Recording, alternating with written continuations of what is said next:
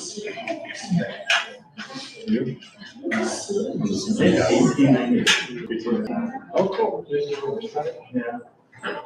I remember, so we've in the past, we've had a presentation. Okay. We were splitting hairs. The difference. Hi. Buenas noches. Hay algunos que necesitan traducción en español por esta presentación. Ok. Pero ¿va con el área? ¿En grupo? ¿En grupo? Ok. No puede editarlos durante la presentación, ok? And I understand we also have a group that needs translation in Mandarin? Chinese. Chinese? Okay. Annie is going to help you. If anyone needs translation, yeah, okay. You guys sit together and she'll help you. Have a seat. Hi, everybody. If you could take a minute to use the QR code to sign in. Si pueden usar el código aquí para firmar, así que nosotros conocimos cuántas personas están aquí y pueden contactarte más tarde con más informaciones. ¿Verdad?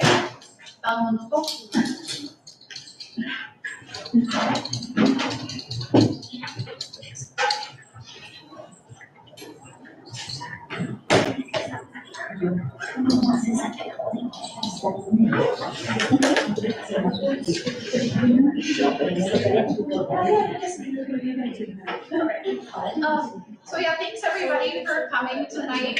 If we haven't met before, I'm Kate. I'm the Managing Director of McKinley Park Development Council, and it is wonderful to see so many new faces here tonight.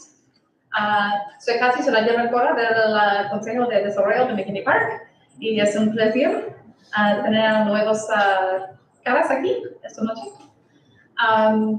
And sorry, I don't speak Chinese.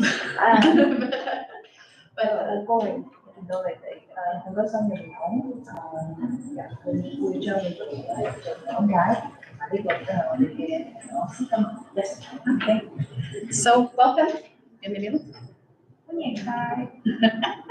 And so here's our plan for tonight.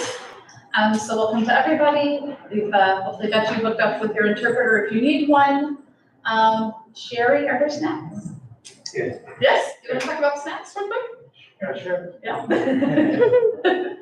And we have Julie for the presentation, but I brought something for us. Do you want to tell them? Yes. Hi, everyone. Good evening. My name is Jerry Arce. I live in the community, been a resident for 25 years, and I'm proud to be in McKinley Park. I am also the owner of Tamales, which is 35th and Hermitage. I decided to open a tamaleria in the neighborhood to bring culture and heritage, and also good flavors. So, I brought some tamales for later on, if anybody wants them.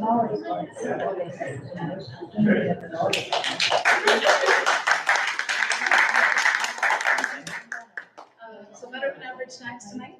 And then I think most of you are here for our guest speaker, who is Leah from the Chicago Bungalow Association. And then we'll talk about some other things going on in the neighborhood and also some upcoming events in which you may want to participate. Para aquellos que necesitan traducción, si a algún momento necesita ayuda, le la mano. So probably start off with a photo from the neighborhood. So this is a great blue heron. This is taken on Bellevue Creek last week. Just around the corner. All right.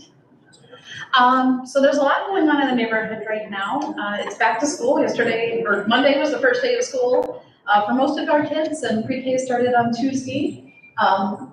We were involved with the schools. Eladio and I passed out school supplies at Green Elementary to about 75 families last week. It was a really nice party to celebrate the new school year. And this fall, we're going to continue working with Velma Thomas to resolve their situation, make sure that they have not just a place where the school can stay, but the home that they want and deserve for the school to grow. And so towards that, we will be continuing to participate in a committee to help that school figure out where that home is and what it looks like and what resources they need to grow in the way that they want to. And so that's an ongoing project that will be stepping up again this fall, and we'll keep you posted about what's happening with our public school.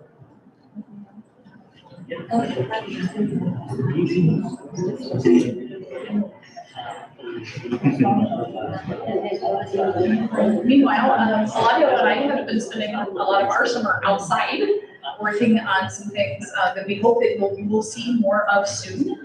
We've applied for several different opportunities to fund public art on 35th Street. Nothing is for sure yet. Right now they're applications, but there's enough of them that we hope that something will come through. And so we'll be coming to you to talk more about that in the next couple of months as we find out what will actually happen, what will actually be possible. We're looking at things like murals, putting more, we have 15 business owners who are interested in having murals on their buildings, and we want to help them to make that happen. And we also are looking at street furniture, so that would be things like having a bench at the bus stop, having trash cans, having bollards to keep cars from running into buildings, and then making all of those things fun by making them works of art.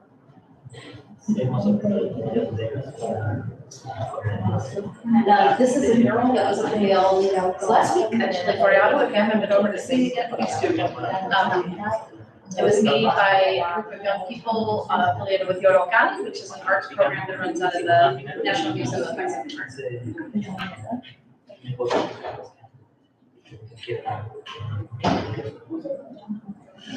Damen Silos, as many of you should probably know, they have started the demolition, so this is what it looked like on July 15th, and this is what it looked like on August 15th. 4 out of the 5 buildings have been torn down, and they're taking some time to clean up the site before they continue on to the last one. And this last building, there are more concerns with making sure that nothing goes in the river. And so we do ask everyone to keep an eye out. If you see something that doesn't seem right, you can tell us, you can tell the 12th floor, you can call 311, but please tell someone if you see something that doesn't seem right. And especially if you see anything go in the river.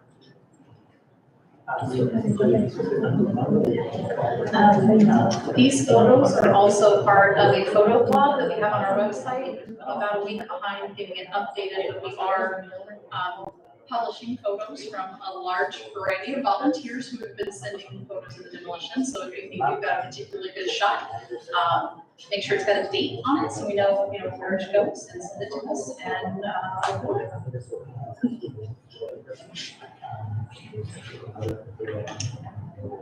And there was last week an issue with stuff falling in the river. So if something does go into the water, that's the responsibility of the Army Corps of Engineers to make sure that it gets sorted out. So these are from Army Corps. This is a before picture. These bricks were at the bottom of the red brick building, and they are supposed to be saved. And at a later date, when there's a river walk on this site, these bricks are supposed to be put back. So they're supposed to save them, and nothing is supposed to land in the river. So Army Corps came out and had them clean it up and put everything where it's supposed to go, and they are saving the bricks. But that's the kind of thing we mean when we say keep an eye out if you see something that doesn't look great.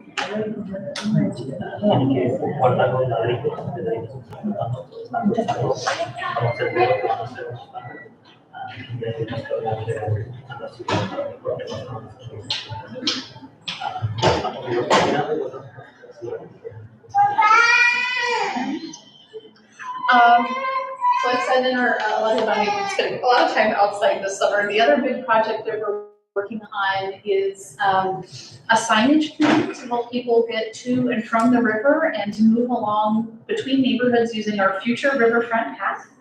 So this is just an example of some of the sign locations that we've been scouting out, and it sounds like a small thing, but it's actually kind of it's a brain teaser to go out to these locations and figure out, well, where could we actually put a sign, because there's a bunch of stuff already here, already there, will everybody see it, and that kind of thing. So that's something that we've been doing, and we're both getting a pretty good tan doing it.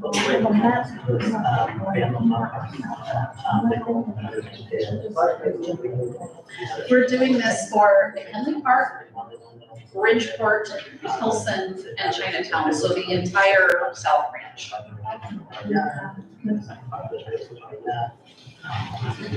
Hi.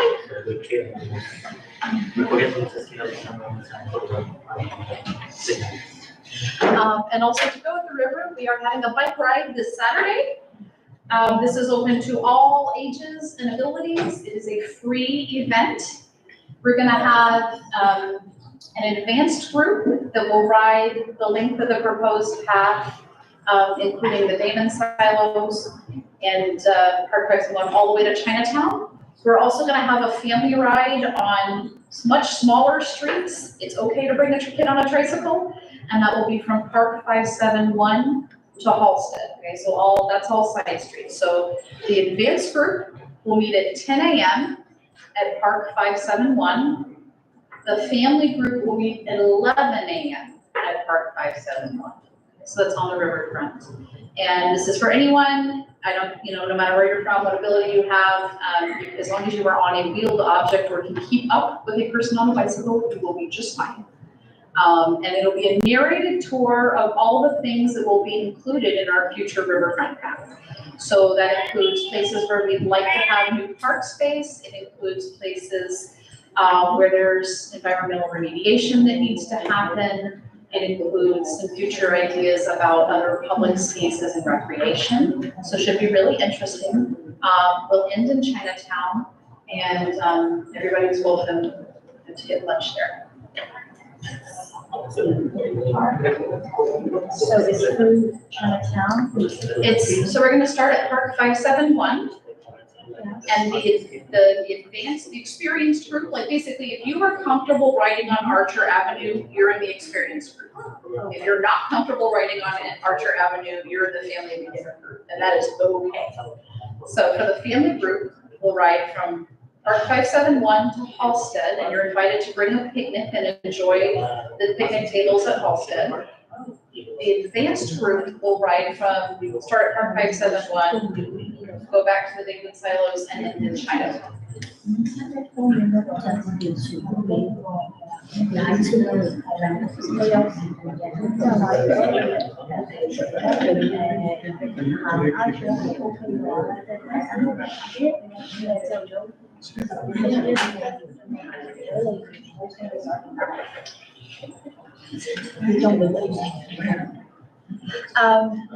Actually, and one more, actually, Claudia, do you want to talk about this one?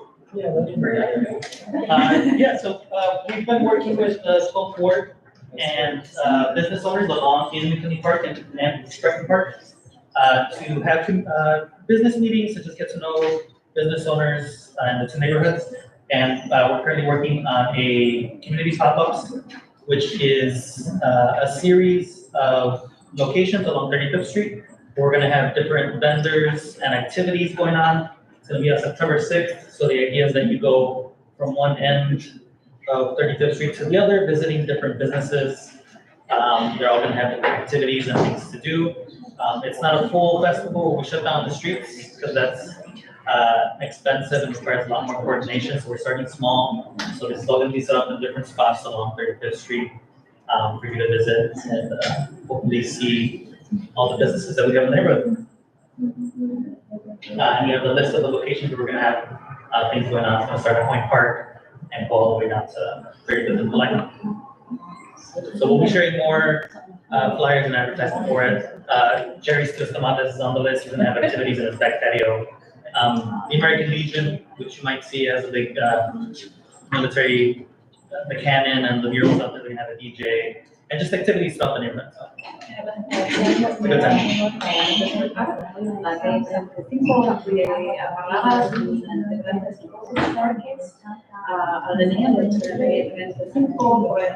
murales, focos, arte, vendedores de arte o de joyería.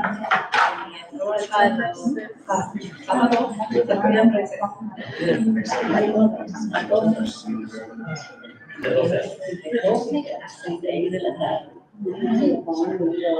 And I think this is the last one. Some of you picked up a little booklet on your way in.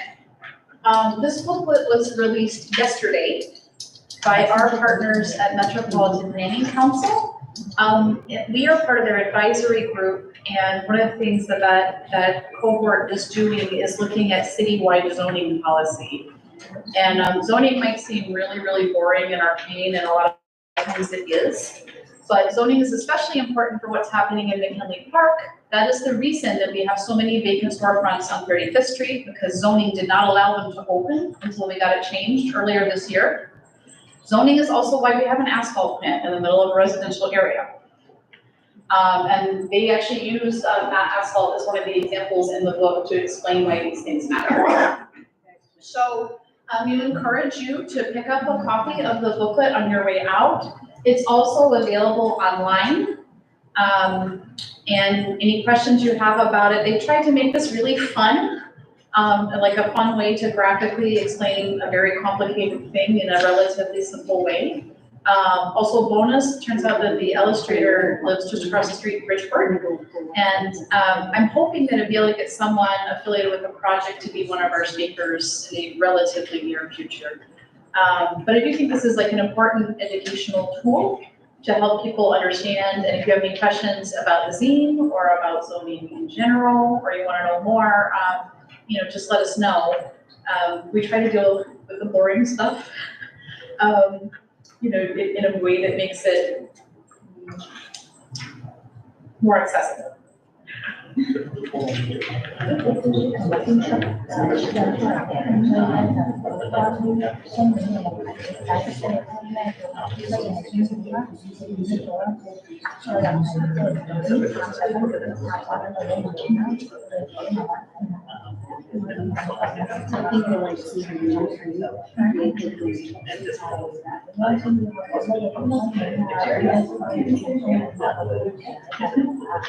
And then we've got a new feature at these meetings where we're trying to bring in a neighborhood business owner at every meeting to tell you a little bit about what they do and why they do it, and what they can do for you. And so, Jerry. All right, here I am again. So I'll start off by saying that a lot of people ask, well, why the logo of a whale? So about 12 to 15 years ago, when I was in my heart, wanting to open a restaurant, I always considered the whale not only because I like themes of ocean, but I feel like the whale, sorry if I get nervous speaking in public. You gotta catch my breath and get used to it. But whales just mean like be full of what you really makes you like thrive and feel happy. And so, that embodies like what you do and what your passion is or your heart's calling. And for me, I found cooking was one of the things that always gave me like a safe space, and whenever I feel anxious or anything, I'll just go in the kitchen for hours and it kind of calms me down. I should go in the kitchen now, right? Catch my breath. The other thing is that Tamales, the name, I picked it because I don't have children, but I have 8 nieces and nephews altogether, 4 nieces and 4 nephews. And, I've been kind of like the only male in the family. I have 8 women in my life, and it's just like I'm the only male, so it's, I've been a father figure because my dad was absent and their dads were absent, so, that's why it feels Tamales, Other than that, we want to be able to bring good food and good culture to the community, just to be a good ally to everyone and be able to just bring joy through food. That's our primary goal. And yeah, you guys are welcome to stop by. If, mention that you were part of the meeting, and then we'll treat you for something on the house. We love McKinley Park, me and my family. Like I said, we've been residents for 25 years. And I'm pretty much hardwired here. I don't really see myself, in anywhere, because I love this area for some reason, I'm so familiar with it. Other than that, is there any questions that I can answer about me or La Tamaleria or any remarks anyone want to say, Ladia? Where's your restaurant? It's on 35th and Hermitage. So it's right across the street from Christopher's Cakes, if you guys are familiar. Tell us a little bit about your menu. So besides the specialty of tamales, a traditional tamal, we also have breakfast and lunch items. Our breakfast items are, we have breakfast burritos, breakfast sandwiches, chilaquiles, both different red and green. We've been operating there for 18 months, and recently we reopened 4 months ago, and happy to just be back operating. ¿Tan buenos? Sí, sí, son buenos. Sí, los tamales son muy tradicionales, es una receta familiar de mi abuela, y pues hemos estado tratando de siempre mejorar, así que pues queremos traer buenos sabores a la comunidad. What are your hours? So our hours are Wednesday through Sunday. We open at 7 in the morning and we close at 6, except for Sundays. Sundays we close 3 hours earlier at 3 o'clock. 3 p.m. Yes. What's your favorite item on the menu? Well, my favorite item is, there's not one favorite, but if I had to pick one, would be the torta de saber. It's a Milanesa chicken torta. And it's just, the breading of the torta, it's a breading that we came up with our spices and blend. So it's pretty good torta. And the bolillo that we take for the torta, we actually had to go hunt the best panaderia in Chicago to try to get that consistency. So it took me a whole day from 7 in the morning to evening to try to find and get the good bread and negotiate a good price, of course. Yeah. Anybody else? Yes? Do you have any vegan options or vegetarian? Oh, yes, we do. So we do have vegan options. So we have a tamal that's a vegetarian tamal, which is rajas with poblano peppers and cheese. And we also have other things on the menu like a veggie taco or a veggie burrito. And you said, oh, sorry, anybody else have more questions? Yes, anybody? Yes, sir? Solo quiero responder a la señora que preguntó y decir que no solamente los tamales, pero las empanadas también son. Sí. Sí. Yes, thank you. Sí, también tenemos empanadas, sí. Sí, a veces se me pasa mencionar todo, pero si nos visitan pueden ver lo que tenemos y pues son más que bienvenidos. And I will just repeat that. So if come by and check out our menu, what we have. We're here for the community, and we want to be able to be of service more than anything. Anybody else has questions? Comments? How do you want to serve the tamales today? Oh, so I brought some tamales, a little bit of all the ones that we have, and you're welcome to, serve. I brought plates, forks, and everything, napkins, and I made some fresh made pico de gallo, and the way I like to eat my tamal is put a little pico de gallo on top of my tamal with the salsa that really, brings out all the flavors that the tamale can offer. Any discounts or coupons for Oh, yes. today? I was thinking of that, so thank you for bringing that up.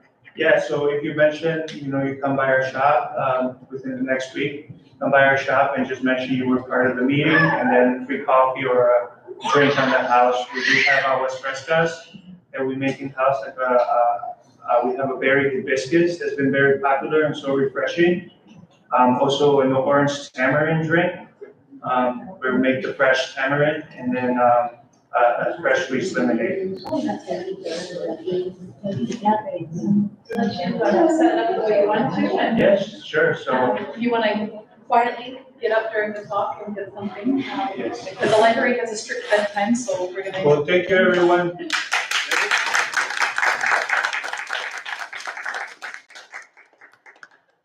All right. Thanks. All right, and now, our guest speaker from the Chicago Bungalow Association, with services that are not just for bungalows. Hi everyone, my name is Leah. I'm the program manager for the Home Energy Savings Program at the Chicago Bungalow Association. Oh, I need to slide her. Oh, yeah, I sorry. can do that. Keep talking, I'll handle it. Yeah, so we are open, we're not just serving bungalows. Originally, we were founded, and the slides will get into this in a minute, but in the early 2000s, there was an alderwoman named Virginia Rugai in the city of Chicago. They wanted to preserve Chicago bungalows because they make up 30% of the single-family housing stock in the city. But we've since then expanded to all vintage housing types because we saw the need, and homeowners everywhere needed help and available programs and resources. So we are a nonprofit and a delegate agency of the city of Chicago under the Department of Housing. And essentially what we do is we equip homeowners with energy efficiency programs and educational resources to help maintain, preserve, and adapt your older home. And then that number is actually a little dated, but we've put in over $50 million of energy efficiency grants and assistance delivered all across Chicago.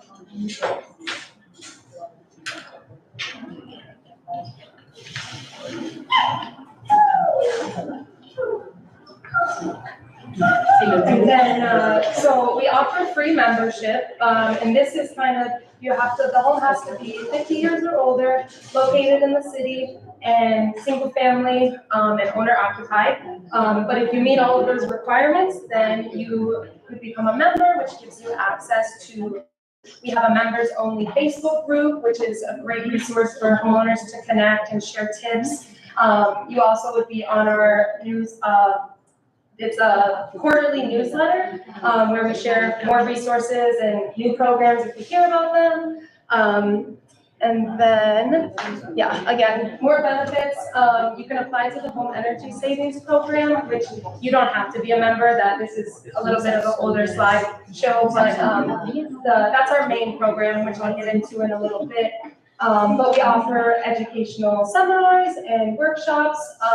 We have webinars as well, so everything's online on our website, chicagobungalow.org. It's a great resource for available programs, trusted referrals, really any tips and tricks for homeowners to help maintain and preserve your home. That's what we try to do.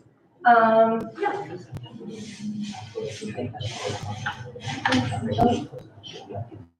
And then this is just a map of where the members and the Home Energy Savings Program participants are. So you'll see the bungalow belt is what they call it. It stretches from north to south all across the city. And yeah, we service everywhere in the city. We've also expanded to the suburbs as well. So yeah, green is the Home Energy Savings Program. The yellow dots are the members. And I think we have like upwards of 65,000 members. So for the main program, the Home Energy Savings Program, what it offers is a free initial energy assessment. You do have to be income eligible, so there's a chart in the coming slides that will show you the incomes needed to qualify. But the initial energy assessment, it offers free energy saving products, and basically a program partner comes out to the home, they do a walkthrough and figure out if the home qualifies for potential weatherization and insulation services. So these are some of the things you can get at the initial assessment, free light bulb, shower heads, thermostats, things like that that help save energy in the home and hopefully lower the utility bills. And then also, if I'm going too fast, I can slow down, sorry.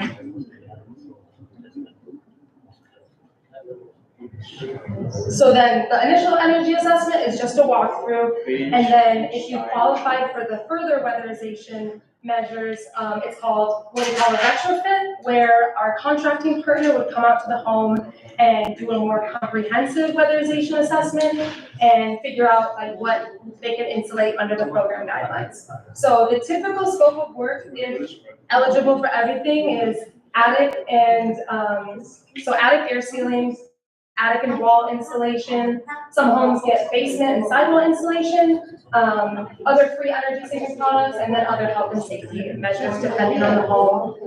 Every home's different, but that's kind of the general scope of work. Also a ventilation fan to help improve ventilation in the house. And yeah, so benefits of the program, if you receive everything: lower utility bills, help save energy, improves the health and safety of the home and the homeowners, improved air quality. Sometimes they can address like mold or moisture remediation, ventilation, which I mentioned, and then sometimes removal of toxic materials. So again, it depends, every home is different, but all of it is really geared towards saving energy in the home and improving the resiliency of our older homes and our housing stock.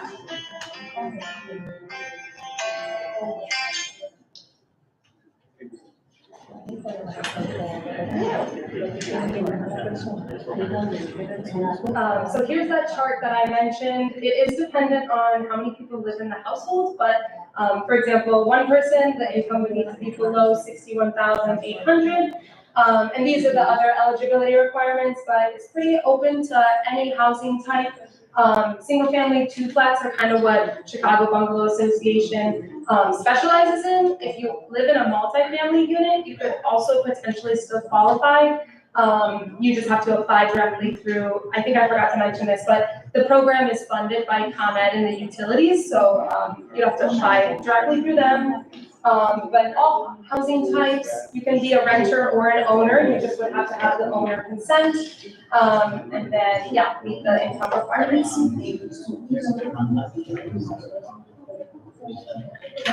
And it's super easy to apply. It's available again on our website, chicagobungalow.org.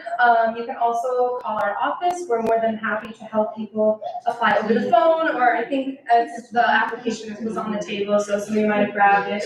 But just if you fill it out and either give it to me tonight or mail it back to our office, we will process the application and then give you a call if you're eligible. And there aren't any like extra forms or documents needed to apply. It's really just the utility account numbers and like contact information. That's kind of the main things we need to fill out an application. And then here's our contact information. I can leave that up. That's the extension 14 is our general home energy savings phone number. But you can email us, call us. I'm extension 15 directly. I have a couple other slides, but they're, One sec. yeah. Well, before we move on, interpreters, do you feel like you've got anything, or we need to go back for your book? We're good. We're good? Good. There we go. Okay. Yep, okay. So now we're gonna switch gears into like our other resources. So we have also compiled, which again, it was over there, the available programs list. It's any grant or loan assistance that we know that's running in the city of Chicago that could be beneficial to homeowners. Some examples, there's the Home Upkeep and Repair Program, small accessible repairs for seniors. I will say some of these programs are closed currently for this year. Most programs are on like the annual grant cycle, so the beginning of the year is usually when they reopen. But if you have questions or want to know when programs are open, you can always give us a call. We're happy to help. And as soon as we hear about new programs too, they get added to the list online, and we try to keep it as up to date as possible with, you know, when they close and when there's new stuff up there available. So.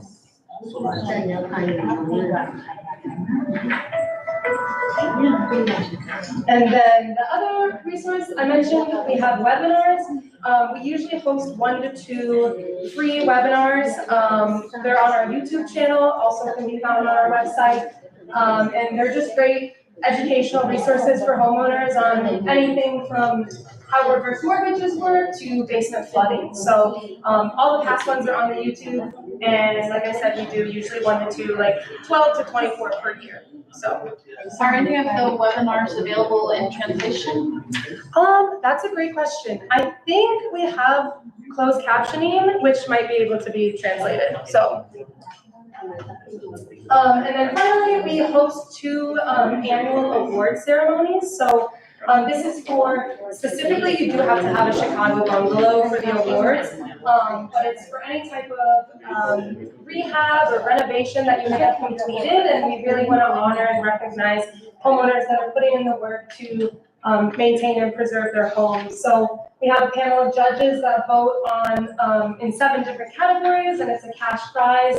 And you get like a little video made about your project, and there's a little award ceremony. So it's really awesome, and really a great way. The judges really try to focus on things that are like practical, affordable, and inspirational. So like something that everyone could potentially do to their home. And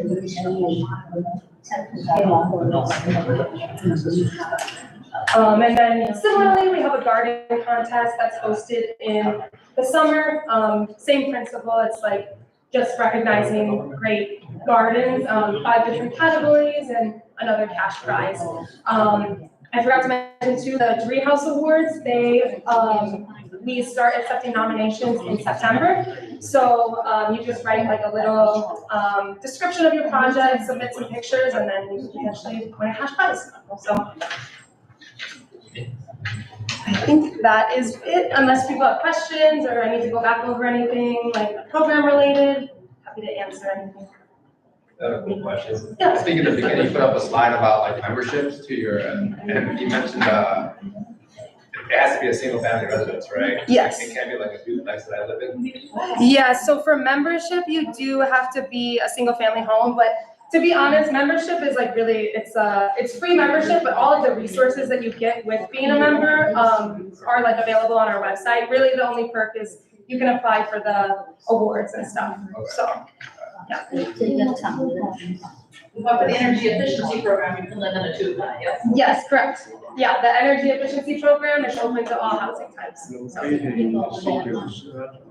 Another question, when you talk about bungalows, is that the 1920s bungalows and the 1950s bungalows, or is it? Specifically the 1920s, yeah, that's where we're, yeah, good question. I'm having sort of difficulty finding like a contractor that will help me with like the issues that I have with my home. Okay. Could I send y'all like an email and maybe like have some input on maybe which contractors can help me? I have like sort of a complex problem where like I have insulation problems on the roof and in the basement, but I also have like bad air sealing problems. Okay. And what I found is like most of the contractors I've tried to contact, like they just want to insulate my roof. But like, just like based on like our feeling, like the basement is where a lot of the cold air is coming in from, so. Okay, yeah, I mean, so typically like the program offers attic insulation because that's where the most heat is like escaping and where it would save the most energy by insulating the attic. But yeah, we have a trusted referrals list that is like pretty extensive. Our members have recommended over the years different contractors and companies, so that's available on our website. But we also have, I mean, feel free to email us and we're happy to help in whatever way we can. Yeah. Other questions? Anything else you think we should know? I think that sums it up. Is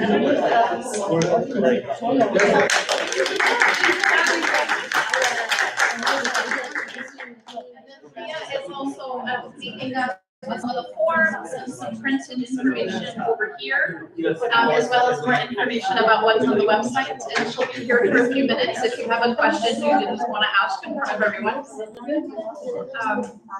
Just a sec here. Strong decks again. And then, want to make sure these guys know about some of the upcoming events here. We are going to have a bike ride this Saturday, again, Damen Park 571 at 10 a.m.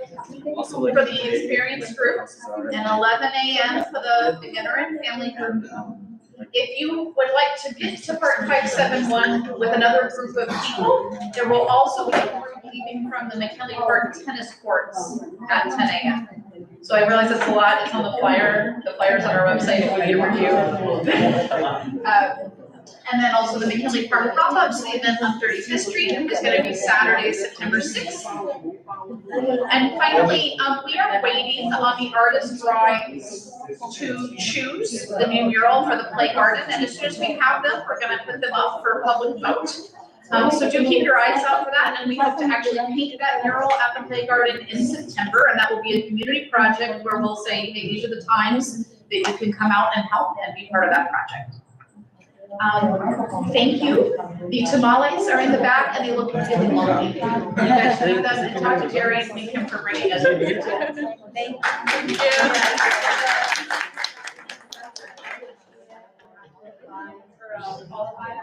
Yeah, you want to come up to or?